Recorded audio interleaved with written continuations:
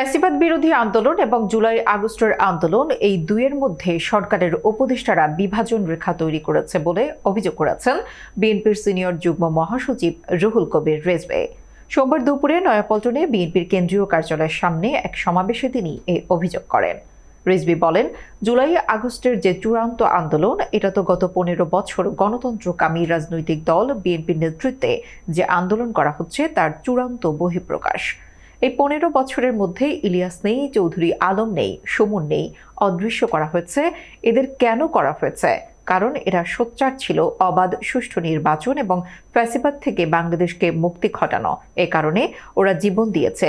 সেই জীবনের একটা চূড়ান্ত বহিঃপ্রকাশ দেখলাম শিশু, তরুণ, কিশোররা জুলাই আগস্টে তারা জীবন দিয়ে শেখ হাসিনাকে বিদায় করেছে।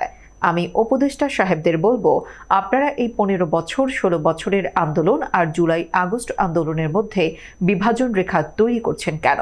এটা তো সব রক্তস্রোত একই সমুদ্রের মোহনায় গিয়ে মিলিত হয়েছে এবং মোহনার এই মিলিত স্রোতই শেখ হাসিনা আজকে পালিয়ে গেছে। রিজভী বলেন, আপনাদের বলবো, আপনারা যে কদিন আছেন মানুষের কল্যাণের জন্য কাজ করুন। এখন তো মিনিকেট চালের কেজি ৮৫ টাকা, সেদিকে আপনারা নজর দিন। পাইজাম আর ঝর্ণা চাল একেবারে মোটা চাল, সেটার দাম ৫৬ থেকে ৫৭ টাকা। BR28 সেটার দাম ৬২ থেকে ৬৫ টাকা। এগুলোর দিকে নজর দিন। এটা বলে শেষ করা যাবে না।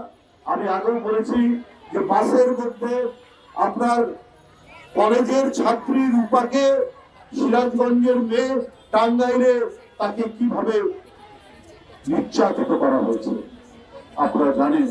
এইভাবে খাদিজা, এইভাবে তনু, এইভাবে মিতু, এইভাবে নুসরাত, একটার পর একটা জীবন চলে গেছে, একটার পর একটা তরুণী কিশোরীরা নিপীড়িত হয়েছে এবং এটার প্রত্যেকটার সাথেই জড়িত ছিল তৎকালীন ক্ষমতাসীন দলের বিভিন্ন সংগঠনের নেতারা, হয় যুবলীগ, না হলে ছাত্রলীগ, না হলে স্বেচ্ছাসেবক লীগ, না হলে শ্রমিক লীগ।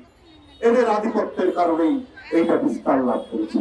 বন্ধুরা আমার, যারা আইন প্রয়োগ করবেন তাদেরকে দেওয়া হয়েছিল ফ্রি লাইসেন্স।